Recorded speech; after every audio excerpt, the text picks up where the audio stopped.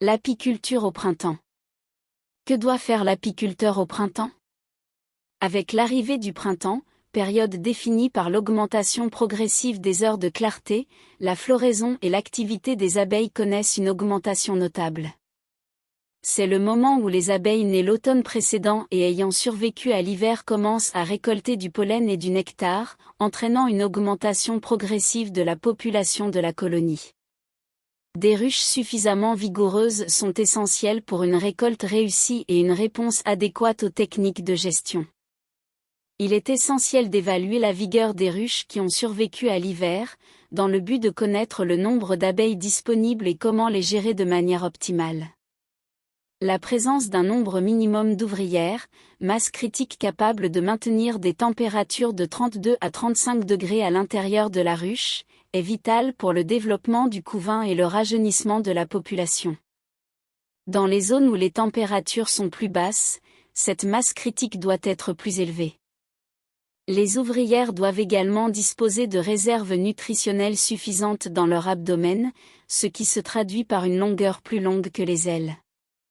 L'efficacité et la santé de la reine sont essentielles à la gestion d'une ruche.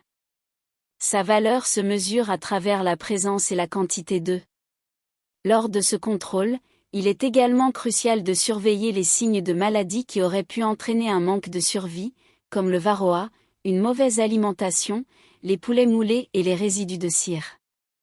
Il est important de noter que les reines pondant plus d'un œuf par cellule sont le signe que la ruche pourrait devenir paresseuse et ne devrait donc pas être entretenue.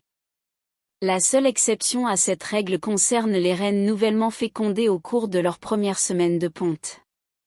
La qualité d'une reine n'est pas déterminée par sa couleur ou sa taille, mais plutôt par la vivacité de ses mouvements et l'état des bords de ses ailes.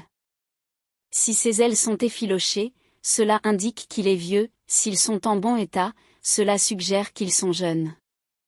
Le régime alimentaire optimal des abeilles se compose de 80% de miel et de 20% de pollen, stockés près du couvain. Une gestion intelligente des stocks peut contribuer à augmenter la population d'abeilles.